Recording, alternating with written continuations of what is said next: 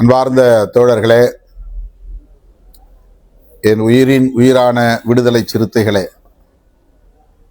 அனைவருக்கும் எனது அன்பு கலந்த வணக்கத்தை தெரிவித்துக் கொள்கிறேன். நாளை மறுநாள் ஜூலை 5ஆம் தேதி சென்னை தேனாம்பேட்டையில் உள்ள காமராஜர் அரங்கில் மாலை 4 மணி அளவில் திட்டமிட்டவாறு விருதுகள் வழங்கும் விழா நடைபெற உள்ளது. இந்த விழாவில் வழக்கம்போல அனைத்து முன்னணி பொறுப்பாளர்களும் பங்கேற்று இதனை சிறப்பிக்க வேண்டும் என்று கேட்டுக்கொள்கிறேன். ஒவ்வொரு ஆண்டும் புரட்சியாளர் அம்பேத்கர் பிறந்த நாளான ஏப்ரல் 14 அன்று இந்த விழா நடைபெற்று வருகிறது. இந்த ஆண்டு சட்டமன்ற தேர்தலை ஒட்டி தள்ளி வைக்க நேர்ந்தது. அதன்படி வருகிற ஜூலை 5ஆம் நாள் நடைபெறவுள்ள இந்த விழா சிறப்புற வெற்றிகரமாக உங்களின் பங்கேற்போடு ஒத்துழைப்போடு அரங்கேற வேண்டும் என்று நான் விரும்புகிறேன். ஆகவே தமிழ்நாடு தழுவிய அளவில் 234 மாவட்ட செயலாளர்களும் மண்டல பொறுப்பாளர்களும் துணைநிலை அமைப்புகளின் நிர்வாகிகளும் மாநில பொறுப்பாளர்களும் தவறாமல் பங்கேற்க வேண்டும் என்று அழைப்பு விடுக்கிறேன். தேர்தல் முடிவுகளுக்கு பிறகு நாம் ஒருங்கிணைக்கக்கூடிய மிகவும் முக்கியமான விழா விருதுகள் வழங்கும் விழா.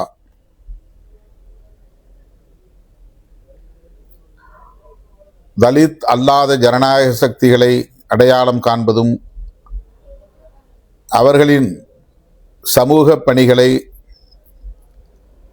அரசியல் மற்றும் இலக்கிய பணிகளை ஊக்கப்படுத்தும் நோக்கில் சமூக நல்லிணக்கத்தை பேணி பாதுகாக்க வேண்டும் என்கிற தொலைநோக்கில் இந்த விழாவை நாம் ஆண்டுதோறும் நடத்தி வருகிறோம். முதலில் அம்பேத்கர் சுடர் என்கிற ஒற்றை விருதினை நாம் வழங்கினோம். அதுதான் நம்முடைய திட்டமாக இருந்தது. தலித் அல்லாதவர்கள், சாதி ஒழிப்புக்கான களத்தில் நின்று பாடாற்றக்கூடியவர்கள், மனித உரிமைகளுக்கான களத்தில் போராடக்கூடியவர்கள் அங்கீகரிக்கப்பட வேண்டும் என்கிற நல்லெண்ணத்தின் அடிப்படையில் இதனை நாம் தொடங்கினோம். அதன் பின்னர் பெரியார், அயோத்திதாசர், காமராஜர், காயிதே மில்லத் ஆகியோரின் பெயரிலும் தமிழ் இலக்கிய களத்தில் பணியாற்றக்கூடியவர்களுக்கான செம்மொழி ஞாயிறு என்கிற விருதினையும் வழங்குவதாக அறிவித்து தொடர்ச்சியாக நாம் நடத்தி வருகிறோம். இறுதியாக மாமேதை மார்க்சின் பெயரிலும் விருது ஒன்றினை அறிவித்து சில ஆண்டுகளாக நாம் அதனை வழங்கி வருகிறோம். மொத்தம் 7 விருதுகள். இந்த 7 பேரில் ஓரிருவர் வழக்கமாக தலித்துகள். சொல்லப்போனால் அயோத்திதாசர் ஆதவன் விருதினை பெறுகிற ஒருவர் மட்டும்தான் தலித் அடையாளத்தை கொண்டவராக நாம் தேர்வு செய்து வருகிறோம். இது சமூக நல்லிணக்கத்திற்கான ஒரு முயற்சி. அதனால் நாம் எந்த வரையறைகளையும் திட்டமிட்டு அறிவித்து அதன்படி பலரிடம் அவர்களின் விவரங்களை, தன் விவரங்களை கேட்டு பெற்று இதற்கென வல்லுநர்களை கொண்ட குழுவை நியமித்து அவர்களின் பரிந்துரையின்படி விருது பெறும் சான்றோரை தேர்வு செய்கிற ஒரு நடைமுறையை நாம் பின்பற்றவில்லை. கட்சியின் சார்பில் ஒவ்வொரு ஆண்டும் அதன் தலைவர் என்கிற முறையில் நான் உடனிருக்கிற நம்முடைய முன்னணி பொறுப்பாளர்கள், பொதுச் செயலாளர்கள் ஆகியோரின் கருத்துக்களை கேட்டு ஆலோசனைகளை பெற்று அதன் அடிப்படையில் இந்த விருது பெறும் சான்றோரை நாம் தேர்வு செய்கிறோம், அறிவிக்கிறோம்.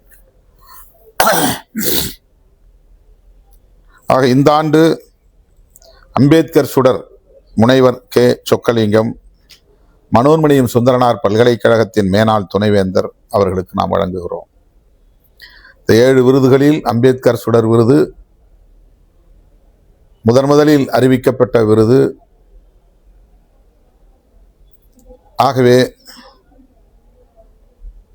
அந்த விருதினை கட்டாயம் தலித் அல்லாதவர்களுக்கு வழங்குவதென்று நாம் திட்டமிட்டிருந்தோம். அதன்படி ஒவ்வொரு ஆண்டும் வழங்கி வருகிறோம். இந்த ஆண்டு முனைவர் கே. சொக்கலிங்கம் என்னுடைய பேராசிரியர். எனக்கு முதுகலை குற்றவியல் பாடம் கற்பித்தவர். என்னுடைய டாக்டர் பட்டத்திற்கு அவர்தான் வழிகாட்டி. அவருடைய வழிகாட்டுதலின் அடிப்படையில் தான் PhD முடித்தேன். அவருக்கு இந்த ஆண்டு அம்பேத்கர் சுடர் விருது வழங்குவதில் நான் பெருமைப்படுகிறேன், மகிழ்ச்சி அடைகிறேன். அடுத்து மார்க்ஸ் மாமணி விருது தோழர் மு. வீரபாண்டியன், இந்திய கம்யூனிஸ்ட் கட்சியின் மாநில செயலாளர், இந்த விருதினை பெறுகிறார். பெரியார் ஒளி விருதினை மனித உரிமை போராளி வழக்குரைஞர் ஹென்றி டிஃபேன் அவர்கள் பெற்றுக்கொள்கிறார். 1990களில் எனக்கு நன்கு அறிமுகமானவர். மதுரை மண்ணிலே மனித உரிமைகளுக்காக போராடி கொண்டிருப்பவர். அதன் மூலம் எனக்கு அங்கே அறிமுகமானார். மக்கள் கண்காணிப்பகம் என்கிற ஒரு அமைப்பை உருவாக்கி சமரசம் இல்லாமல் தலித் மற்றும் இதர விளிம்புநிலை மக்களின் பாதுகாப்புக்காக சட்ட வழி போராடி வரும் ஒரு மூத்த வழக்குரைஞர், மனித உரிமை போராளி அண்ணன் ஹென்றி டிஃபேன் அவர்களுக்கு இந்த ஆண்டு நாம் பெரியார் ஒளி விருதினை வழங்க உள்ளோம். காமராஜர் கதிர் விருது சாமித்தோப்பு அடிகளார் ஐயா பால பிரஜாபதி அவர்களுக்கு நாம் வழங்குகிறோம். இவர் ஐயா வைகுண்டரின் வழித்தோன்றல்.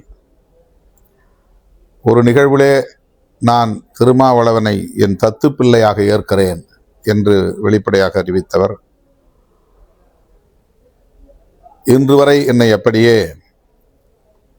ஆசீர்வதித்து வருகிறவர், வாழ்த்தி வருகிறவர். அவர் இந்த ஆண்டுக்கான காமராஜர் கதிர் விருதினை பெறுகிறார்.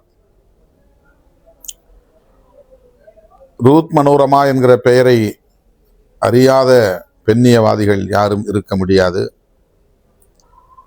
அகில இந்திய அளவில், ஏன் சர்வதேச அளவில் மிகவும் புகழ்பெற்ற ஒரு சமூக செயற்பாட்டாளர். டர்பனில் நடைபெற்ற மாநாட்டில் நான் பங்கேற்கிற போதும் அவரோடு பயணம் செய்கிற வாய்ப்பு எனக்கு கிடைத்தது. இன்று வரையில் சமரசம் இல்லாமல் பெண்ணுரிமைக்காகவும் தலித் உரிமைகளுக்காகவும் போராடி வருகிறவர். பெங்களூரில் குடியிருந்து வருகிறார். அவருக்கு இந்த ஆண்டு அயோத்திதாசர் ஆதவன் என்கிற விருதினை நாம் வழங்க உள்ளோம். அதேபோல INTJ என்னும் ஒரு சமூக இயக்கம், இஸ்லாமியர்களுக்கான ஜனநாயக உரிமைகளை வென்றெடுப்பதற்கு போராடி வருகிற இயக்கம். அதனுடைய மாநில துணைத் தலைவர் தோழர் முகமது முனீர், அவரையும் நான் 90களின் தொடக்கத்தில் இருந்து அறிவேன். தலித் மற்றும் இஸ்லாமியர்களின் சமூக நல்லிணக்கத்திற்காக நம்மோடு கைகோர்த்து நிற்பவர். அவருக்கு இந்த ஆண்டு காயிதே மில்லத் பிறை என்கிற விருதினை நாம் வழங்கி சிறப்பிக்க இருக்கிறோம். அதேபோல தமிழறிஞர் போ வேல்சாமி அவர்கள் நாடறிந்த இலக்கிய ஆளுமை, நிறப்பிரிகை என்கிற இதழ் மூலம் அவருடைய கட்டுரைகளை படிப்பதன் மூலம் எனக்கு அறிமுகமானவர். தோழர் ரவிக்குமார் அவர்களுக்கு உற்ற தோழர், நாமக்கல்லில் இருக்கிறார். அவருக்கு இந்த ஆண்டு செம்மொழி ஞாயிறு என்கிற இலக்கிய விருதினை வழங்க இருக்கிறோம். இந்த 7 பேரும் இந்த ஆண்டுக்கான விருது பெறும் சான்றோர் என்பதை சொல்லுவதில் நான் பெருமைப்படுகிறேன், மகிழ்ச்சி அடைகிறேன். இந்த விழாவில் நம்முடைய பொதுச் செயலாளர்கள் சிந்தனை செல்வன் அவர்களும் ரவிக்குமார் அவர்களும், கட்சியின் பொருளாளராக புதிதாக பொறுப்பேற்றுள்ள மேனாள் சட்டமன்ற உறுப்பினர் தம்பி SS பாலாஜி அவர்களும், அதேபோல புதிதாக முதன்மை செயலாளர் என அறிவிக்கப்பெற்றுள்ள மேனாள் சட்டமன்ற உறுப்பினர் தம்பி ஆலூர் ஷானவாஸ் அவர்களும், காட்டுமன்னார் கோயில் சட்டமன்ற உறுப்பினர் ஐயா இளையபெருமாள் அவர்களின் இளைய மகன் LE ஜோதிமணி அவர்களும் முன்னிலை வகிக்க உள்ளனர். இந்த அரசில் சமூக நீதித்துறை அமைச்சராக பொறுப்பேற்றுள்ள கட்சியின் துணை பொதுச் செயலாளர் தம்பி வன்னியரசு வரவேற்புரை ஆற்றவிருக்கிறார். இந்நிகழ்வுகளை ஒருங்கிணைக்கும் பொறுப்பை வழக்கம் போல தலைமை நிலைய செயலாளர்கள் இளம் சேக்குவேரா, தகடூர் தமிழ்ச்செல்வன், செய்தி தொடர்பாளர் கூகா பாவலன் மற்றும் ஒருங்கிணைந்த சென்னை மாவட்ட செயலாளர்கள் பொறுப்பேற்றுள்ளனர். மின்னல் பாபு, சேத்துப்பட்டு இளங்கோ, வேலுமணி, வழக்குரைஞர் அப்புன், சேப்பாக்கம் வெங்கடேசன், முகிலன், மந்தவெளி அசோக், கரிகால் வளவன், சைதை ஜேக்கப், புதூர் தினகரன், வழக்குரைஞர் இளையா, சி சவுந்தர், ரியல் மா ரஜினி, ஆலந்தூர் கிருபாநிதி, கொளத்தூர் சுபாஷ், ஜான் அலெக்சாண்டர், சிவபேரறிவாளன், நா உஷாராணி, புரசை அன்பு, இளங்கோவன், தேவ ஞானமுதல்வன், இப்ராஹிம் ஆகிய தோழர்கள் ஒருங்கிணைப்பு பணிகளை மேற்கொள்கிறார்கள். அதேபோல சென்னை மாவட்டத்தை சார்ந்த மண்டல செயலாளர்கள் இரா செல்வம், ரூதர் கார்த்திக், கதிர் நிலவன் ஆகியோர், அம்பேத் வளவன் ஆகியோர் இந்த ஒருங்கிணைப்பு பணியில் ஈடுபடுகிறார்கள். இந்த விழா உரிய நேரத்தில் தொடங்கி உரிய நேரத்தில் முடிக்க வேண்டும். எனவே நான் பேசுவது கடைசியாகத்தான் என்று கருதி பல முன்னணி பொறுப்பாளர்கள் மிகவும் காலம் தாழ்த்தி நான் பேசுகிற நேரத்தில் வருவது கூடாது. 4 மணிக்கு இசை நிகழ்ச்சி தொடங்கும். மீனாட்சி இளையராஜா குழு இந்த ஆண்டுக்கான இசை நிகழ்ச்சியை நடத்த இருக்கிறார்கள். 5 மணிக்கு விருதுகள் வழங்கும் விழா தொடங்கிவிடும். 4 மணியிலிருந்து 5 மணி வரையில் இசை நிகழ்ச்சி, 5 மணிக்கு விருதுகள் வழங்கும் விழா தொடங்கும். எனவே தோழர்கள் 4 மணிக்கே அரங்கம் வந்து சேர வேண்டும் என்று வேண்டுகோள் விடுக்கிறேன்.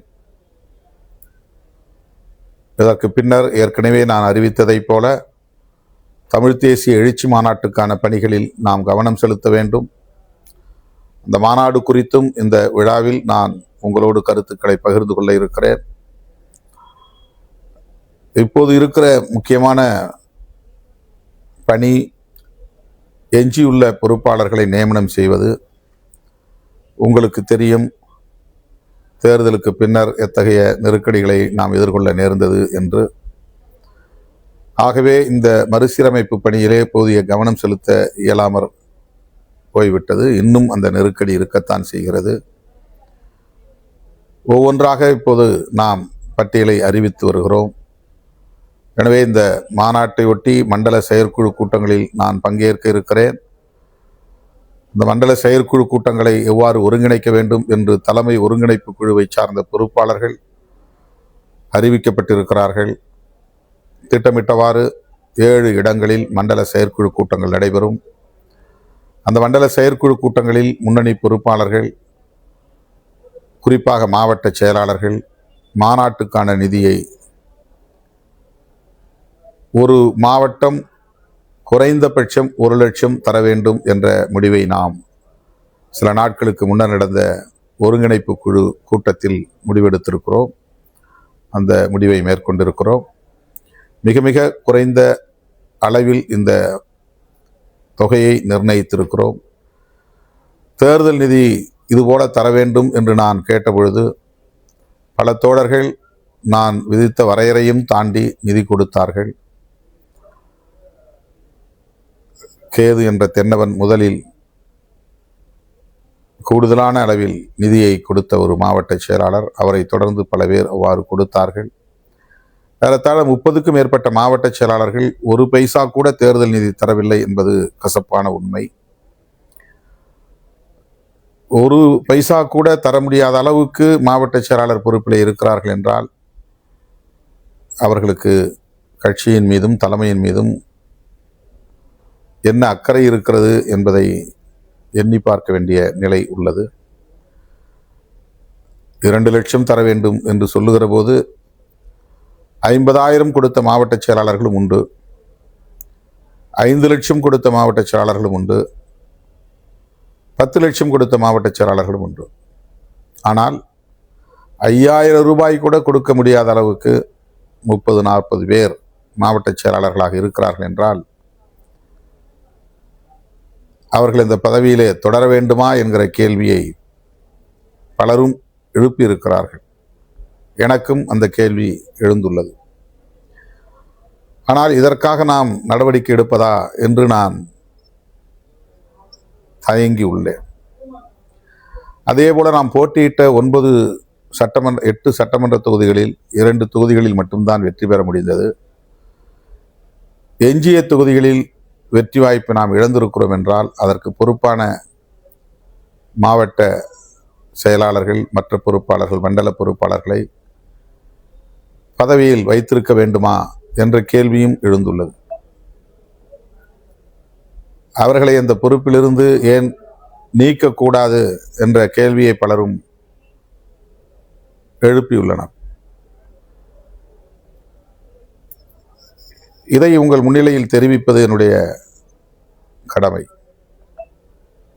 ரெஸ்பான்சிபிலிட்டி, கடமை உணர்ச்சி என்பது, பொறுப்புணர்ச்சி என்பது மாவட்ட செயலாளர்கள் உள்ளிட்ட முன்னணி பொறுப்பாளர்களுக்கு தேவை. 2 லட்சம் ரூபாய் தேர்தல் நிதி வேண்டும் என்று கேட்டால் அவ்வளவு எங்களால் தர முடியாது,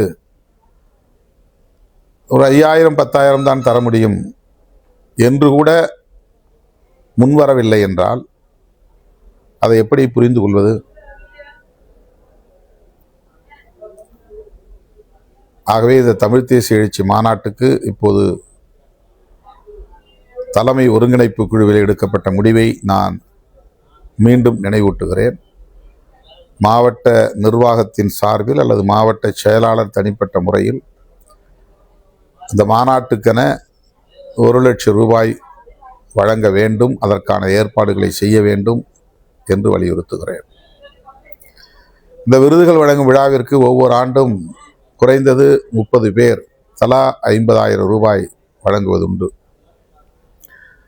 ஒவ்வொரு ஆண்டும் வழக்கமாக தரக்கூடியவர்களில் இந்த முறை பாதிக்கும் மேற்பட்டவர்கள் இதுவரையில் நிதி கொண்டு வந்து ஒப்படைக்கவில்லை.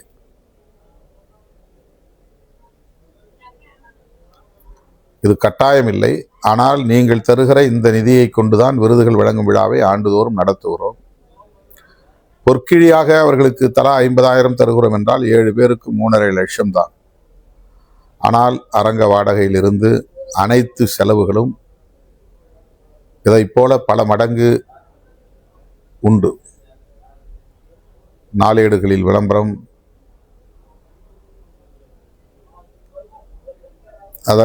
அதை இல்லாமல் டெக்கரேஷன், அதாவது அந்த அரங்கத்தை அலங்காரப்படுத்துவது. ஏனென்றால் ஒரு நிகழ்ச்சி நடப்பது வெளியே தெரிய வேண்டுமானால் அதற்கான ஏற்பாடுகளை செய்வது, ஒலி அமைப்பது, LED போன்றவற்றை அமைப்பது, இதற்கெல்லாம் பல லட்சம் ரூபாய்க்கு செலவாகிறது. போன முறை ஆன செலவே இன்றும் பாக்கி உள்ளது, செலுத்த முடியவில்லை. இதற்குத்தான் நீங்கள் தருகிற அந்த கொடை பயன்படுகிறது. எனவே இயக்கத் தோழர்கள் புதிதாக பல பேர் இந்த முறை கொடுத்திருக்கிறார்கள். வழக்கமாக தரக்கூடியவர்கள் பல பேர் இன்னும் தரவில்லை. இந்த ஆண்டும் கடன் பாக்கி ஏற்பட்டுவிடக்கூடாது. வழக்கமாக தரக்கூடிய தோழர்கள் வழங்க வேண்டும் என வேண்டுகோள் விடுக்கிறேன். தவறாமல் இந்த நிகழ்வில் பங்கேற்க வேண்டும் என்று அழைப்பு விடுக்கிறேன். தமிழ்த் தேசிய எழுச்சி மாநாட்டுக்கான களப்பணிகளை தொடங்க வேண்டும் என்று வலியுறுத்துகிறேன். சுவர் விளம்பரங்கள் உள்ளிட்ட அனைத்து விளம்பர பணிகளையும் முடுக்கிவிட வேண்டும் என்று கேட்டுக்கொள்கிறேன். 5ஆம் தேதி மாலை விருதுகள் வழங்கும் விழாவில் சந்திப்போம். நன்றி, வணக்கம்.